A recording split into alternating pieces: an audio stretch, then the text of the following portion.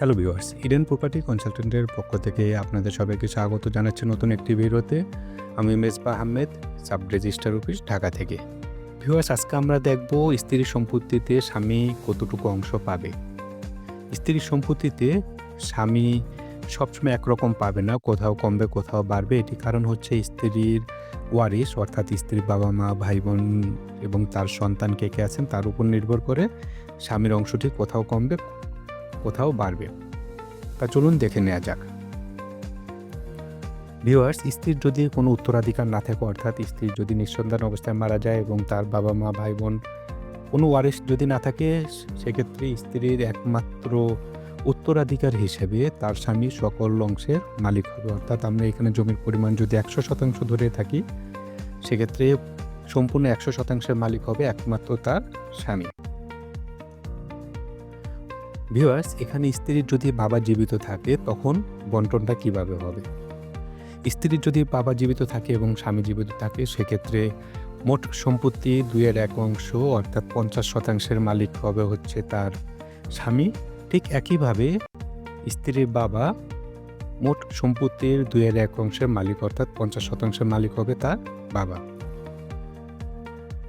Viewers, ঠিক একইভাবে যদি স্ত্রীর বাবা মা উভয় জীবিত থাকে এবং তার স্বামী থাকে, তখন সম্পত্তি কিভাবে বন্টন হবে?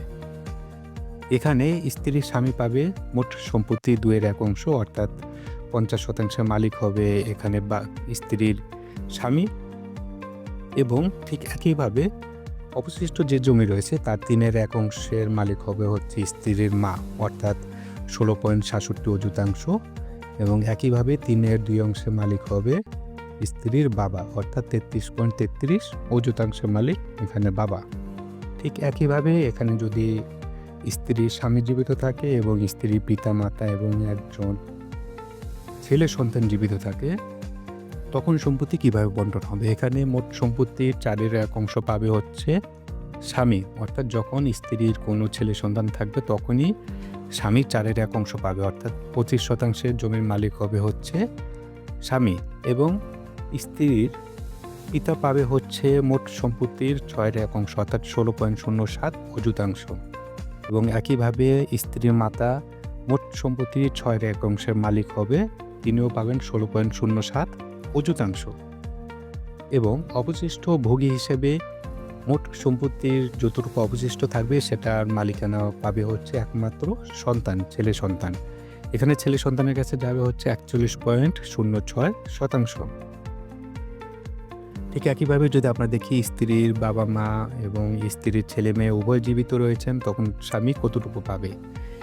এখানেও স্বামী পাবে মোট সম্পত্তি 4/1 অংশ অর্থাৎ 25%, এবং স্ত্রীর পিতা পাবে মোট সম্পত্তির 6/1 অংশ, সেখানে 16.07 অযুতাংশ, এবং স্ত্রীর মাতাও পাবে হচ্ছে 6/1 অংশ সম্পত্তি 16.07 অযুতাংশ, এবং অবশিষ্ট যে সম্পত্তি রয়েছে সেটি ছেলে মেয়ের মধ্যে মুসলিম ফরজ আইন অনুযায়ী 2:1 অনুপাতে বন্টন হবে, অর্থাৎ মোট অবশিষ্ট সম্পত্তির 3/2 অংশ পাবে হচ্ছে ছেলে এবং 3/1 অংশ পাবে হচ্ছে মেয়ে।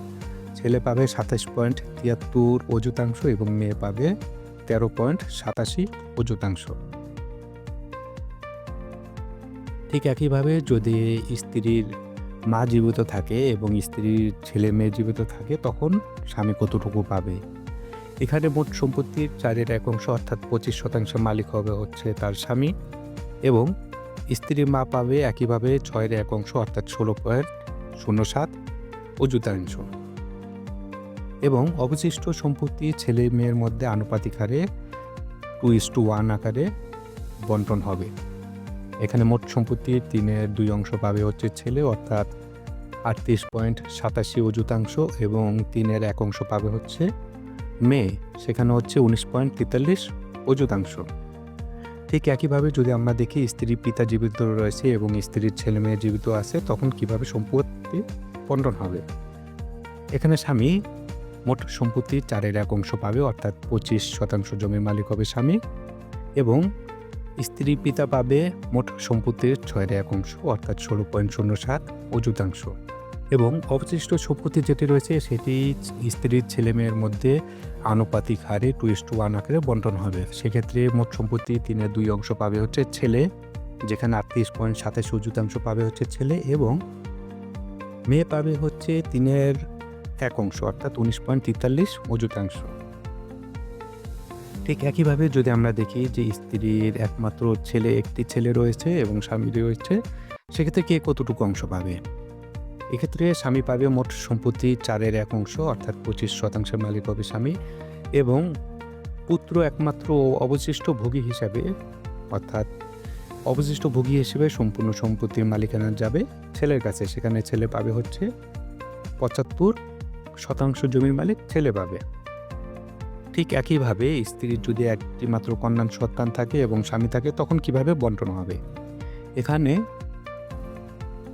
স্বামী পাবে মোট সম্পত্তির 4/1 অংশ অর্থাৎ 25%, এবং অবশিষ্ট সম্পত্তি যেটি আছে সেটি যাবে হচ্ছে মেয়ে। সেখানে মেয়ে পাবে 75%। এখানে রাজনীতি অনুযায়ী যখন সম্পূর্ণ অংশ একের চেয়ে কম হবে, তখন সকল অংশ শুধুমাত্র স্বামী স্ত্রীর অংশ ছাড়া অন্য সব অংশ আনুপাতিক হারে বৃদ্ধি পাবে, যাতে মোট অংশ একটি হয়। ঠিক একইভাবে যদি দেখি স্ত্রীর একটি সন্তান রয়েছে অর্থাৎ মেয়ে রয়েছে এবং সহোদর ভাই বোন রয়েছে এবং স্বামী রয়েছে, তখন সম্পত্তি কিভাবে বন্টন হবে? ভিউয়ার্স, এখানে স্ত্রীর স্বামী টোটাল সম্পত্তির 4/1 অংশ পাবে অর্থাৎ 25% সম্পত্তির মালিক হবে স্বামী, এবং কন্যা পাবে 2/1 অংশ অর্থাৎ 50% সম্পত্তির মালিক হবে কন্যা, এবং অবশিষ্ট যে সম্পত্তি রয়েছে সেটি স্ত্রীর সহোদর ভাই বোনের মধ্যে আনুপাতিক হারে অর্থাৎ 2:1 আকারে বন্টন হবে। অবশিষ্ট মোট সম্পত্তির 3/2 অংশ পাবে হচ্ছে ভাই অর্থাৎ 16.67 এবং বোন পাবে হচ্ছে 3/1 অংশ অর্থাৎ 8.33। তো ভিউয়ার্স, এর বাইরেও যদি আপনাদের কোনো কোশ্চেন থাকে সেক্ষেত্রে আমাদের হোয়াটসঅ্যাপে নক করতে পারেন, মেসেজ করতে পারেন আপনারা, বা আমাদের মেল করতে পারেন। তো ভিউয়ার্স, আজকে এতটুকুই। পরবর্তীতে নতুন কোনো ভিডিও নিয়ে আবার আপনাদের সাথে দেখা হবে। ততক্ষণ অবধি সবাই ভালো থাকবেন।